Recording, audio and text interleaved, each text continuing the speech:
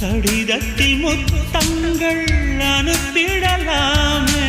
அன்புள்ள மன்னவனே, ஆசை காதலனே, இதை நிலா நீ வானம் காற்று மழை என் கவிதை எழுதுகிறேன் ஒரு கடிதம். வானத்து மலரே, வையத்து நிலவே, வாழ் ஒரு கடிதம் எழுதினே என் உயிரை அனுப்பினே. காதல் கடிதம் வரைந்தே.